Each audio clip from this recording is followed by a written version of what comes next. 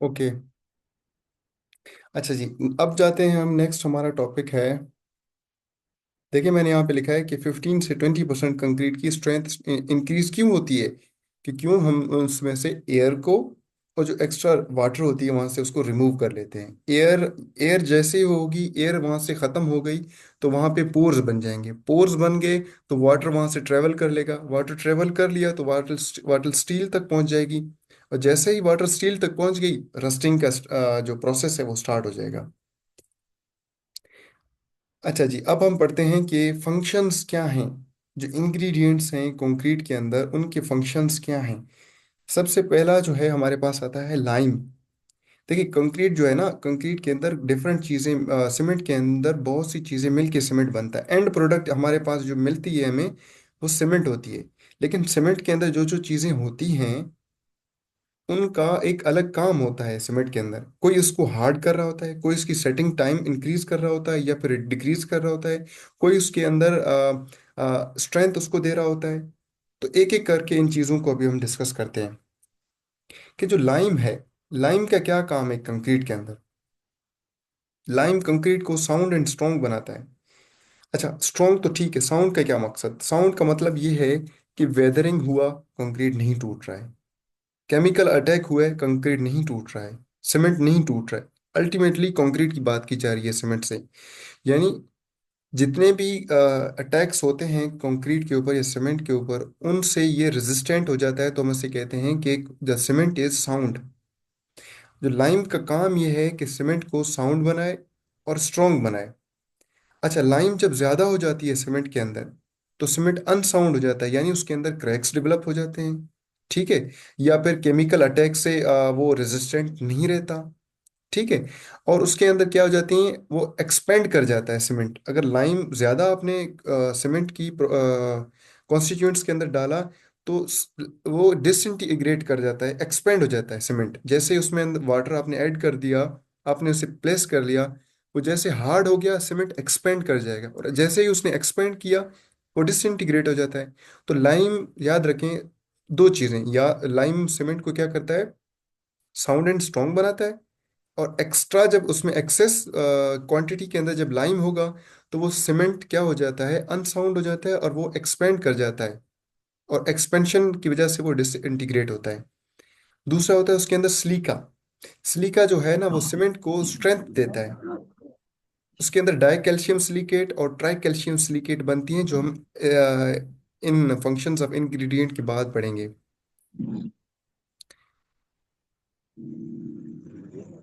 Dear आप अपना mic kindly of कर लें। वकार अली।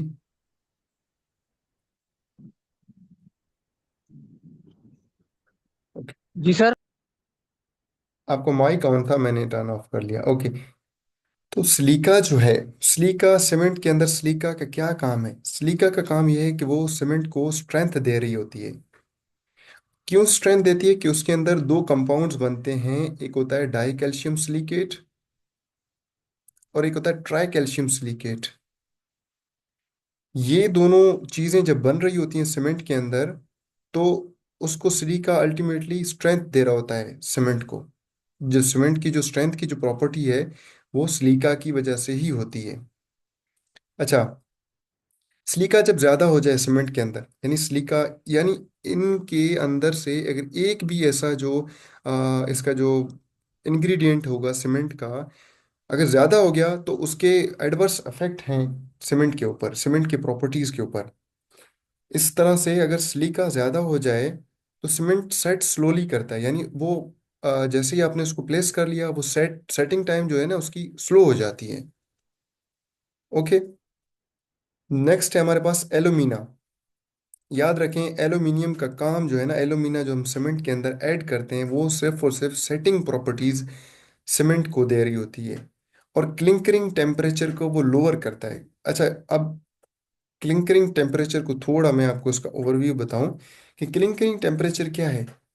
बेसिकली जब हम सीमेंट को बना रहे होते हैं, सीमेंट को बनाने से पहले हमें क्लिन के अंदर, जो हम क्ले को और लाइमस्टोन को, क्ले को और लाइमस्टोन को जब हम मिक्स करके बर्न कर रहे होते हैं, तो एंड में हमें एक और प्रोडक्ट मिलती है, उसको हम क्लिंकर बोलते हैं। ये क्लिंकर जो होता है, इस क्लिंकर को फर्दर मैग्नीशियम के साथ हम मिक्स करते हैं, और एंड में हमें क्या मिलता है? सीमेंट मिलता है। अच्छा, ये जो क्लिंकर होता है, इसकी हीट बहुत ज्यादा होती है, इसलिए जो एल्यूमिनियम यहाँ पे ऐड करते हैं उसका काम ही यही है, जो क्लिंकरिंग जो है ना, ये क्लिंकर जो है इसकी टेम्परेचर को कम कर सके। मेरी बात समझ में आ रही है? यानी सीमेंट जब प्रोड्यूस होती है, जब हमने लाइम, लाइम है आई थिंक, इसकी जो फॉर्मेशन होती है ना सीमेंट की, लाइम को हम क्ले के साथ जब हम मिलाते हैं, तो उसके बाद हमें मिलता है क्लिंकर। क्लिंकर की टेम्परेचर बहुत ज़्यादा होती है। इसको जब हम मैग्नीशियम के साथ ऐड करते हैं, तो फिर हमें एंड में जाके सीमेंट मिल रही होती है। अब इसकी जो इतनी ज़्यादा टेम्परेचर होती है, उस टेम्परेचर को कम करने के लिए हम एल्यूमिना ऐड करते हैं। तो एल्यूमिना का काम क्या है कि वो क्विक सेटिंग प्रॉपर्टीज सीमेंट को देती है, और उसकी क्या करती है, क्लिंकरिंग टेम्परेचर को कम करती है। आयरन ऑक्साइड का काम यह है कि हार्डनेस और स्ट्रेंथ दे सीमेंट को, और कोई काम नहीं है आयरन ऑक्साइड का। सीमेंट अगर हार्ड होता है, सीमेंट खुश्क होने के बाद, ड्राई होने के बाद हार्ड होता है, तो वो आयरन ऑक्साइड की वजह से होता है, और उसकी स्ट्रेंथ भी इसी वजह से होती है। Fusion of raw material during the manufacture of cement, cement को जब बना रहे होते हैं, जो रॉ मटेरियल्स होती है उनकी जो बर्निंग होती है, वो आयरन ऑक्साइड की वजह से ही होती है। मैग्नीशियम ऑक्साइड जो है सीमेंट को हार्डनेस देती है, कलर देती है, अगर स्मॉल अमाउंट में मिक्स किया जाए। मैग्नीशियम ऑक्साइड अगर स्मॉल अमाउंट में मिक्स किया जाए सीमेंट की प्रोडक्शन के अंदर, तो वो क्या करती है, उसे हार्डनेस देती है, और दूसरा उसको कलर उसको प्रोवाइड करती है। अगर ज़्यादा हो जाए मैग्नीशियम ऑक्साइड एक्सेस क्वांटिटी में, जो है ना, सीमेंट को अनसाउंड बनाता है। अनसाउंड, फिर उसके अंदर क्रैक्स डेवलप हो जाते हैं। मैग्नीशियम ऑक्साइड अगर ज़्यादा, मैग्नीशियम ऑक्साइड अभी मैंने आपको यहाँ पे एक रिएक्शन लिख के बताया था, एंड में जब हम मिक्स करते हैं क्लिंकर के साथ, तब जाके हमें सीमेंट मिल रहा होता है। फिर आता है sulphur trioxide. Sulphur trioxide cement को साउंड बनाता है। सल्फर ट्राईऑक्साइड का काम यह है कि सीमेंट के अंदर जो क्रैक्स वगैरह डेवलप हो जाते हैं, या फिर केमिकल अटैक्स होते हैं, तो उनसे इसको रेजिस्टेंट बनाना है। तो वो उसको बोलते हैं हम साउंड, कि सीमेंट क्या है, अभी साउंड है। जब स्मॉल एक रिक्वायर्ड प्रोपोर्शन होती है, उसके अंदर हम इनको ऐड करते हैं। अगर ये ज़्यादा हो जाए, एक्सेस क्वांटिटी सीमेंट को अनसाउंड बना लेता है। फिर अल्कलीज होते हैं, जो स्मॉल अमाउंट के अंदर, मतलब इनकी एक वो छोटी सी प्रॉपर्टी क्वांटिटी उनके अंदर होनी चाहिए, इनकी इतनी ज़्यादा हम इसके इसके अंदर हम नहीं ऐड कर रहे होते हैं। और ये इफ्लोरिसेंस इसके अंदर प्रोड्यूस कर रहा होता है। कोई बता सकता है इफ्लोरिसेंस क्या है, डियर्स?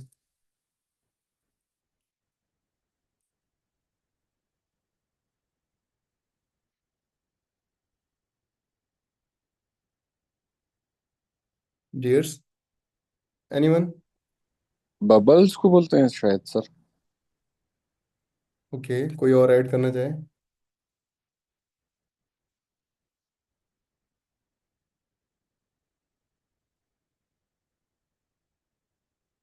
अच्छा, मैं आपको बताता हूँ इफ्लोरेसेंस क्या है।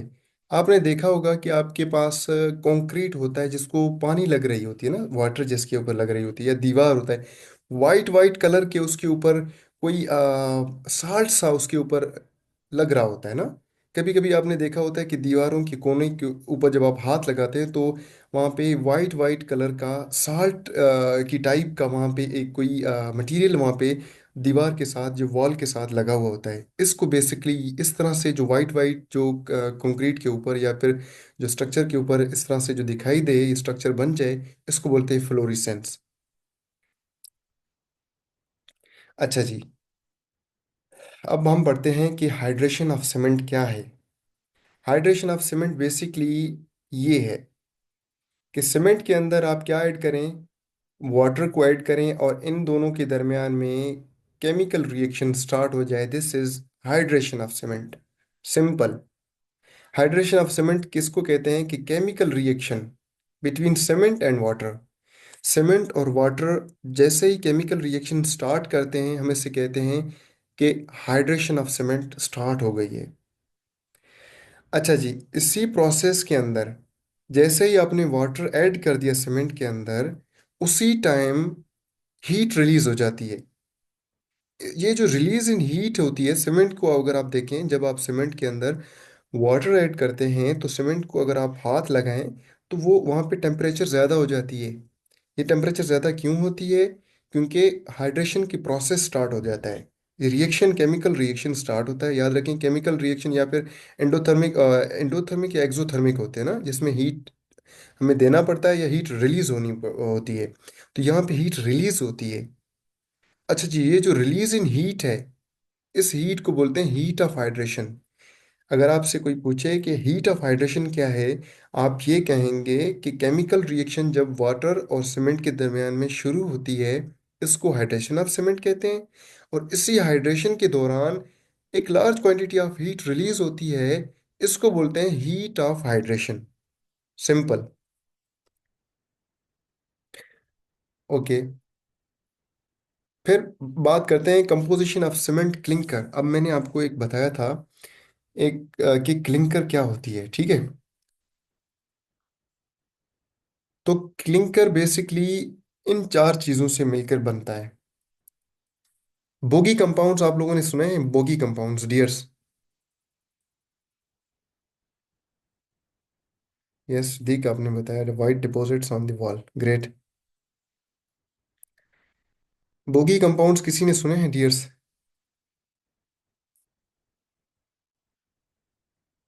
तो बोगी कंपाउंड्स बेसिकली इस सीमेंट के जो क्लिंकर होते हैं, इन्हीं को ही कहते हैं। अच्छा, जैसे ही सीमेंट क्लिंकर बन गई, इसके ऊपर, इसके अंदर चार चीजें होती हैं। जो सीमेंट क्लिंकर्स होता है ना, वो consist of the following major compounds. सबसे पहली चीज याद रखें, अगर आपसे कोई पूछे कि बोगी कंपाउंड्स या फिर जो सीमेंट की कंपोजिशन के अंदर सबसे ज्यादा कौन सी चीज पाई जाती है, तो वो है ट्राई कैल्शियम सिलिकेट।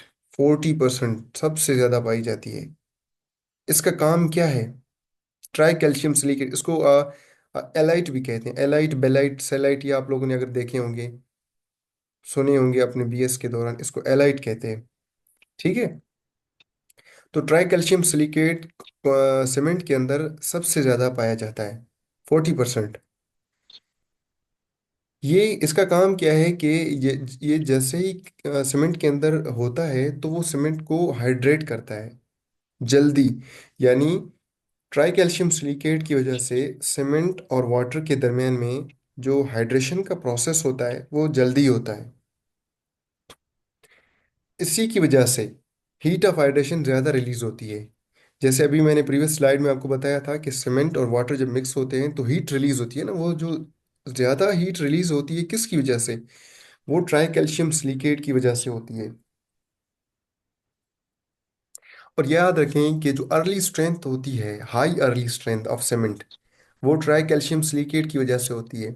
आपको पता होगा कि सीमेंट जो है ना, हम जो नॉर्मल टेस्ट करते हैं सीमेंट के ऊपर, 7 डेज के ऊपर टेस्ट करते हैं ना, वो 7 डेज का जो स्ट्रेंथ होता है सीमेंट के अंदर, वो क्यों आता है? वो ट्राई कैल्शियम सिलिकेट की वजह से होता है। 7 डेज की जो स्ट्रेंथ होती है, अर्ली स्ट्रेंथ सीमेंट के अंदर, वो ट्राई कैल्शियम सिलिकेट की वजह से होती है। और ये जो है ना, ये सल्फेट अटैक से सीमेंट को बचाता है। अच्छा, सल्फेट अटैक, ये एक और भी यहाँ पे बात आ गई, इसको थोड़ा देखें कि सल्फेट अटैक क्या है। किसी को इसके बारे में आइडिया है?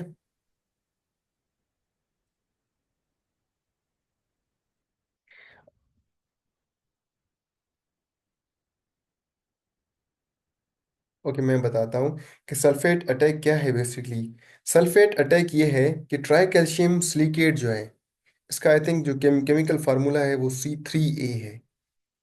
जो अनरिएक्टेड ट्राई कैल्शियम सिलिकेट जो होगा, अनरिएक्टेड ट्राई कैल्शियम सिलिकेट जो होगा, वो वाटर के साथ मिक्स होके एक कंपाउंड बनाता है। जो अनरिएक्टेड ट्राई कैल्शियम सिलिकेट होगा, वो वाटर के साथ मिक्स होके एक कंपाउंड बनाता है। उस कंपाउंड का नाम मुझे याद नहीं, लेकिन वो कंपाउंड जो होता है ना, उसकी वॉल्यूम बहुत ज़्यादा होती है। जैसे ये अनरिएक्टेड यहाँ पे, जैसे मतलब सीमेंट हमने बना लिया, सीमेंट को जब जैसे बनाया, वहां पे कुछ अनरिएक्टेड या अनरिएक्टेड ट्राई कैल्शियम सिलिकेट था, वो रह गया। वो वाटर के साथ ऐड होके एक कंपाउंड बनाता है। उस कंपाउंड की वॉल्यूम ज्यादा हो जाती है, यानी इन दोनों की क्वांटिटी से उस कंपाउंड की वॉल्यूम ज्यादा हो जाती है। जैसे ही उस कंपाउंड की वॉल्यूम ज्यादा हो जाती है सीमेंट के अंदर, वो क्या करता है, सीमेंट एक्सपेंड हो जाता है, वो फटना शुरू हो जाता है अंदर से। तो उस प्रोसेस को सल्फेट अटैक कहते हैं। वो दरअसल यहाँ पे सल्फर भी मिल जाता है इसके साथ। ये सल्फर कहाँ से आता है? ये सॉइल के अंदर होता है। सॉइल के अंदर से सल्फर, C3A और वाटर, ये तीनों मिलके एक कंपाउंड बनाते हैं जिसकी वॉल्यूम बहुत ज़्यादा होती है। और वो जैसे ही कंक्रीट के अंदर या सीमेंट के अंदर होता है, तो वो उसकी वॉल्यूम ज़्यादा होती है, वो फटना शुरू हो जाता है अंदर से, तो वो डिसइंटीग्रेट हो जाता है। इस प्रोसेस को बेसिकली सल्फेट अटैक कहते हैं। तो ये जो है ट्राई कैल्शियम सिलिकेट, यानी ट्राई कैल्शियम सिलिकेट 40% तो हम ऐड कर रहे हैं, लेकिन ये 40% अगर ये अनरिएक्टेड रह गया, तो ये less resistance to sulphate attack होगा। ओके। नेक्स्ट है हमारे पास die calcium silicate. Die calcium silicate 32% होती है। डाई कैल्शियम सिलिकेट की जो क्वांटिटी होती है क्लिंकर के अंदर, सीमेंट के क्लिंकर के अंदर, वो है 32%। अच्छा, इसका काम क्या होता है, याद रखें। इसका काम ये होता है कि ये हाइड्रेशन करती है सीमेंट की स्लोली। ये तो इसका नुकसान हो गया ना, कि भाई हाइड्रेशन यानी हीट ऑफ हाइड्रेशन, या फिर हाइड्रेशन का जो प्रोसेस है वो तो जल्दी होना चाहिए, केमिकल रिएक्शन। लेकिन ये तो यहाँ पे हाइड्रेट स्लोली करता है। देखें, कोई कंपाउंड ऐड करते हैं, उसका फायदा भी होता है, उसके एडवर्स इफेक्ट भी होते हैं। ये उसके इफेक्ट के अंदर आता है कि the presence of die calcium silicates, silicate in cement hydrate cement slowly. ठीक है। लेकिन इसका फायदा क्या है कि ये जनरेट करता है लेस हीट ऑफ हाइड्रेशन। और याद रखें, ये अल्टीमेट स्ट्रेंथ देता है सीमेंट को। यानी आपके पास 14 दिन के बाद या फिर 28 डेज के बाद सीमेंट के अंदर जो स्ट्रेंथ गेन हो जाती है, या फिर सालों तक जो स्ट्रेंथ सीमेंट के अंदर जो होती है, या जो कंक्रीट के अंदर सीमेंट प्रोवाइड करती है, वो डाई कैल्शियम सिलिकेट की वजह से होती है। ये less heat of hydration generate करता है, और ये हार्ड होता है मोर स्लोली। ठीक है। लेकिन इसका और फायदा क्या है कि ये मोर रेजिस्टेंट टू सल्फेट अटैक होता है, याद रखें। यानी फायदे भी हैं इन चीज़ों के, जो सीमेंट के अंदर कंपाउंड हैं, लेकिन उनके नुकसानात भी हैं कुछ। ठीक है। और जो अल्टीमेट स्ट्रेंथ सीमेंट के अंदर, क्वेश्चन ये था, एक क्वेश्चन मेरी नज़र से गुजरा, वहां पे ये था कि ultimate of strength of cement is due to. तो अल्टीमेट स्ट्रेंथ ऑफ सीमेंट होता है due to di calcium silicate. Please ये चीजें नोट करें, ये चीजें इस तरह से ही आपने मेमोराइज करनी है। ओके। फिर आता है ट्राई कैल्शियम सिलिकेट। यहाँ पे एक और चीज मैं आपको पीछे बताना चाहता हूँ, कि जो डाई कैल्शियम सिलिकेट था 40%, और ट्राई कैल्शियम सिलिकेट था 40%, और डाई कैल्शियम सिलिकेट है 32%। यानी जो सीमेंट की कंपोजिशन के अंदर डाई कैल्शियम सिलिकेट और ट्राई कैल्शियम सिलिकेट की जो परसेंटेज होती है, वो तकरीबन 70 से 80% दोनों यही होते हैं। आगे मैंने यहाँ पे मेंशन भी किया होगा। अच्छा, ट्राई कैल्शियम सिलिकेट की जो क्वांटिटी होती है सीमेंट के अंदर, वो होती है 10.5%। अच्छा जी, इसकी वजह से क्या होता है, ये बेसिकली इसके अंदर मैंने आपको पहले बताया था कि एलुमिना जो सीमेंट के अंदर, वो सीमेंट की सेटिंग के लिए होता है, सेटिंग ऑफ सीमेंट के लिए होता है। यानी सीमेंट सेट करता है इनिशियल सेटिंग टाइम और फाइनल सेटिंग टाइम, ये होती है एलुमिना की वजह से, जो मैंने पिछले स्लाइड्स के अंदर पढ़ाया था। और जो ट्राई कैल्शियम एल्यूमिनेट है, इसका काम भी यही है। इसका काम भी यही है कि ये सीमेंट को इनिशियल सेटिंग टाइम देता है। ठीक है। ट्राई कैल्शियम एल्यूमिनेट, एल्यूमिनेट का मकसद भी यहाँ पे ये है कि इसके अंदर एल्यूमिना ऐड करते हैं। ये फास्ट रिएक्ट करता है वाटर के साथ, और large amount of heat of hydration generate करता है। ठीक है। याद रखें, क्वेश्चन ये हो सकता है कि first compound which reacts with water cement के अंदर, वो कौन सा कंपाउंड है? वो ट्राई कैल्शियम एल्यूमिनेट है। क्वेश्चन ये हो सकता है कि first compound which reacts with water when mixed with cement, जब सीमेंट के साथ मिक्स करके वाटर को आप इसके अंदर ऐड करते हैं तो कौन सा कंपाउंड फर्स्ट रिएक्शन में हिस्सा लेता है? वो ट्राई कैल्शियम एल्यूमिनेट होता है, जिसकी परसेंटेज 10.5% होती है। ओके, लास्ट वन है जो कंपोजिशन ऑफ सीमेंट के अंदर, वो है टेट्रा कैल्शियम एल्यूमिनोफेराइट। इसकी जो क्वांटिटी होती है वो 9% होती है। इसका काम ये होता है सीमेंट के अंदर कि ये तो उसका नुकसान है कि पुअर सीमेंटिंग वैल्यू उसको देती है, ठीक है। लेकिन it reacts slowly with water and generate small amount of heat of hydration. ये small amount of heat of hydration generate करती है। बाकी मैंने आपको बताया था ट्राई कैल्शियम सिलिकेट वो large amount of heat of hydration generate कर रहा था, लेकिन जो टेट्रा कैल्शियम एल्यूमिनोफेराइट ये जनरेट करता है small amount of heat of hydration. अब यहाँ पे ये दोनों चीज़ें थोड़ी समझने वाली हैं कि high percentage of tri calcium silicate, ये बात थोड़ा गौर से सुने, high percentage of tri calcium silicate and low percentage of die calcium silicate. High percentage of tri calcium silicate जब ऐड किया तो लार्ज अमाउंट ऑफ हीट, याद करें, रिलीज होता है, ठीक है।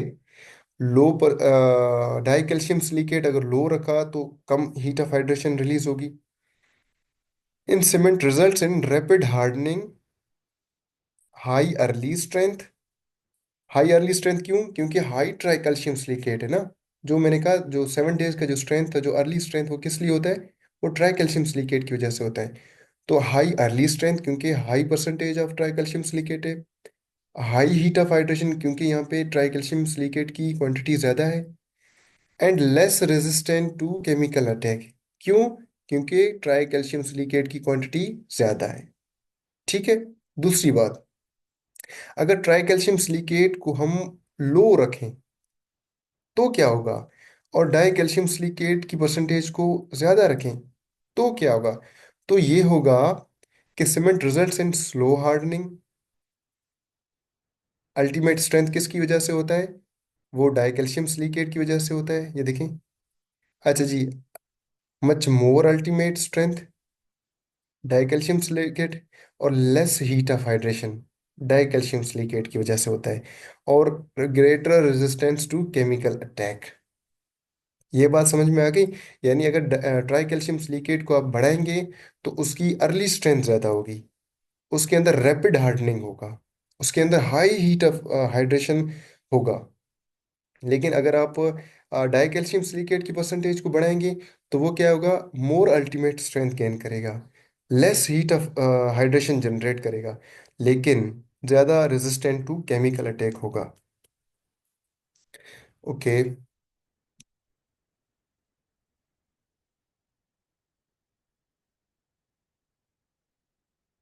सेटिंग एंड, अच्छा एक और क्वेश्चन है। जो सीमेंट को कहते हैं पोर्टलैंड सीमेंट, ये पोर्टलैंड सीमेंट का ये जो पोर्टलैंड क्यों कहते हैं? Why cement is called Portland cement? कोई बता सकता है?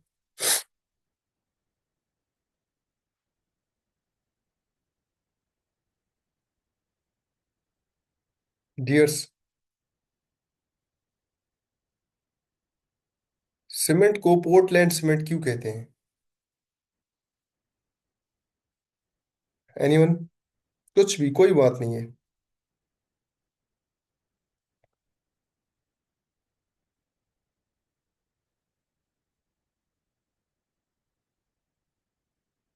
ओके, तो मैं बताता हूँ आपको कि पोर्टलैंड सीमेंट को, okay, which is extracted from Portland, हाँ हाँ, सही है, लेकिन कुछ और भी इसमें ऐड कर सकते हैं। एक्सट्रैक्ट नहीं हुआ पोर्टलैंड से बेसिकली। बेसिकली सीमेंट को किसने डिस्कवर किया था, ये जिस किसने इसको बनाया था? सीमेंट को जोसेफ एस्पिडन ने बनाया था। जोसेफ एस्पिडन।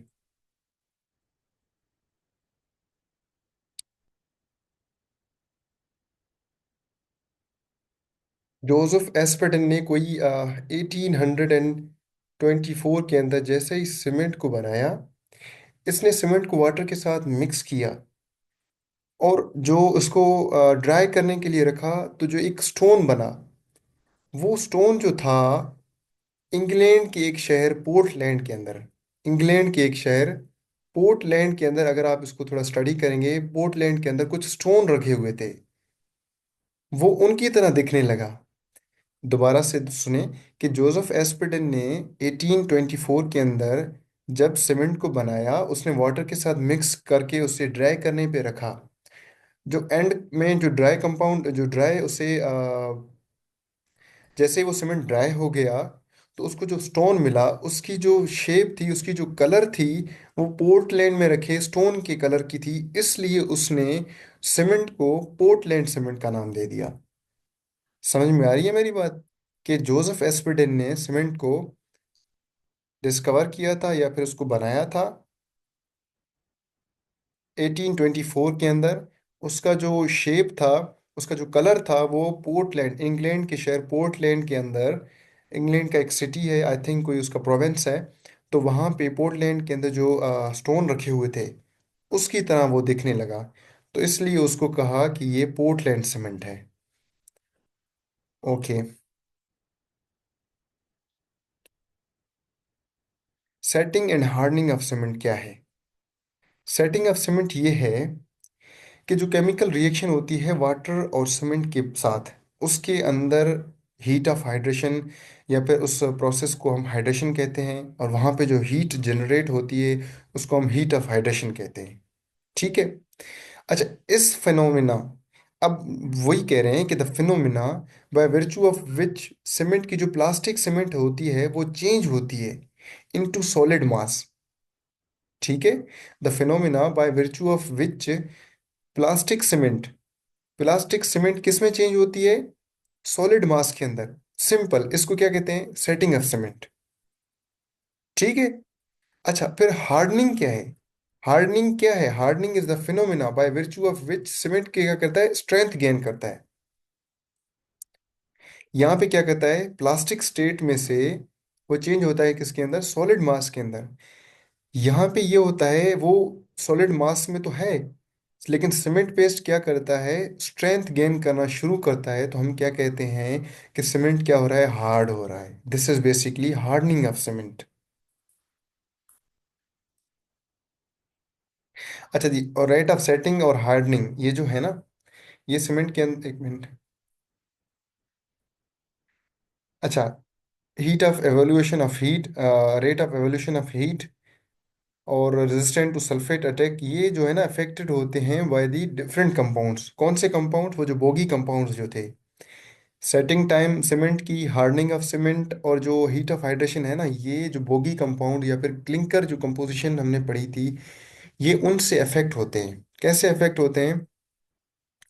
कि मैंने वहाँ पे आपको बताया था कि 70 से 80% तक सीमेंट के अंदर डाई कैल्शियम सिलिकेट और ट्राई कैल्शियम सिलिकेट होता है। वही बात मैंने यहाँ पे लिखी है। The sum of percentage of tri calcium silicate and di calcium silicate for Portland cement varies from 70 to 80%। ये बात आपने याद रखनी है। ठीक है। दूसरी बात क्या है यहाँ पे? कि ट्राई कैल्शियम सिलिकेट हाइड्रेट्स मोर रैपिडली, मैंने वहीं पे बताया, देन डाई कैल्शियम सिलिकेट। यानी जो हाइड्रेशन का जो प्रोसेस होता है, वो ट्राई कैल्शियम सिलिकेट के अंदर जल्दी होता है, डाई कैल्शियम सिलिकेट के अंदर कम होता है। और जो 7 डेज का जो स्ट्रेंथ होता है, वो किसकी वजह से होता है? मैंने आपको वहां पे भी बताया था कि वो ट्राई कैल्शियम सिलिकेट की वजह से होता है। याद रखें, ट्राई कैल्शियम सिलिकेट की वजह से 7 डेज का स्ट्रेंथ होता है, और डाई कैल्शियम सिलिकेट की वजह से जो अल्टीमेट स्ट्रेंथ होता है, अल्टीमेट यानी 28 डेज के ऊपर भी आप वो चेक कर सकते हो, या फिर आप उसे 14 डेज के ऊपर भी आप कह सकते हो। तो वो किसकी वजह से होता है? डाई कैल्शियम सिलिकेट की वजह से होता है। अच्छा, दूसरी बात यह है कि जो ट्राई कैल्शियम एल्यूमिनेट होता है या फिर टेट्रा कैल्शियम एल्यूमिनोफेराइड जो होता है, ये कंपाउंड जो है ना, ये इनिशियल सेटिंग टाइम के लिए रिस्पॉन्सिबल होते हैं दोनों बेसिकली।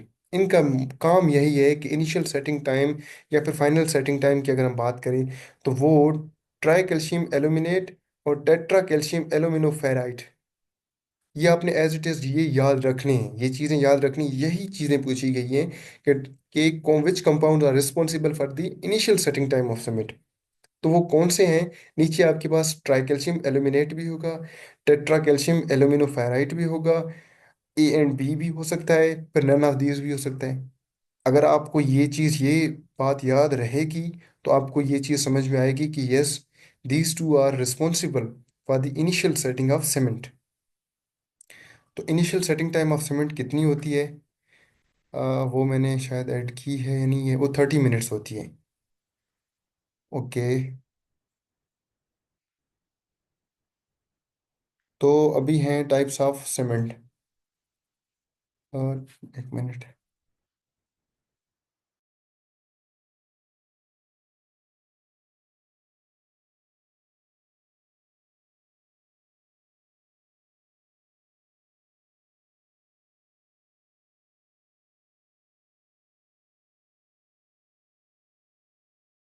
एक 5 मिनट का ब्रेक लेते हैं, फिर दोबारा से इसी लिंक को आपने ज्वाइन करना है, ठीक है डियर्स? 5 मिनट का ब्रेक लेते हैं, दोबारा से इसी लिंक को जो मैंने ग्रुप में शेयर किया हो, इसी लिंक को दोबारा से आपने ज्वाइन करना है। तो हम टाइप्स ऑफ सीमेंट्स यहाँ से स्टार्ट कर लेंगे। तो हमारा जो लेक्चर था वो मैंने 11 से 1 तक रखा हुआ था। 11 से 1 ना भी हुआ तो 12:30 तक या 12:45 तक हम इसको कर लेंगे, ताकि कोर्स हमारा ज़्यादा है। आप जितना टाइम आपको लेना है, देखें, ये कोर्स तो पढ़ लेंगे, ठीक है। इसके बाद जो आपकी प्रैक्टिस होती है, एमसीक्यूज के ऊपर आपकी प्रैक्टिस होती है, ये जो थ्योरीज होती है इसके ऊपर आपकी प्रैक्टिस होती है। जैसे जितना ज़्यादा आप इसके ऊपर प्रैक्टिस करेंगे, इसको मेमोराइज करने की कोशिश करेंगे, तब जाके आपकी चीज़ें क्लियर होंगी। और यही चीज़ें जो है ना एग्ज़ाम के अंदर पूछी जाती हैं।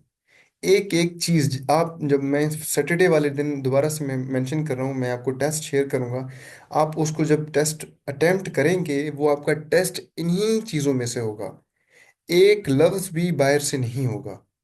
हाँ, कुछ ऐसे टॉपिक्स हैं जो हमारे कोर्स में नहीं थे, जो बीएस के अंदर आप लोगों ने पढ़े, या फिर डीएई वाले स्टूडेंट्स जो हैं उनके लिए तो खैर ऊपर की चीज़ें हैं। लेकिन आपके लिए भी ये चीज़ें इंपॉर्टेंट उतनी ही हैं, क्योंकि लेकिन डीएई वालों के लिए जो पेपर बनेगा वो इजी होगा। लेकिन बीई वाले स्टूडेंट्स जो हैं उनके लिए जो पेपर होगा वो बहुत टफ होने वाला है। वो टफ इसलिए होगा क्योंकि बीई वाले स्टूडेंट या फिर बीएस बैचलर ऑफ स्टडीज़ जिनकी सिविल इंजीनियरिंग के अंदर हों, वो स्टूडेंट्स, उनके लिए और बीई वालों के लिए ये चीज़ें डेप्थ में जाने की ज़रूरत है। आप लोगों ने इन चीज़ों को, जो एमसीक्यूज आपको लगे कि मैंने नहीं पढ़ा है, लेकिन वो भी आपने क्लियर करना होगा। तो एक 5 मिनट का ब्रेक लेते हैं, तो दोबारा से टाइप्स ऑफ सीमेंट स्टार्ट करेंगे। दोबारा से इसी लिंक को काइंडली ज्वाइन कीजिएगा, ठीक है?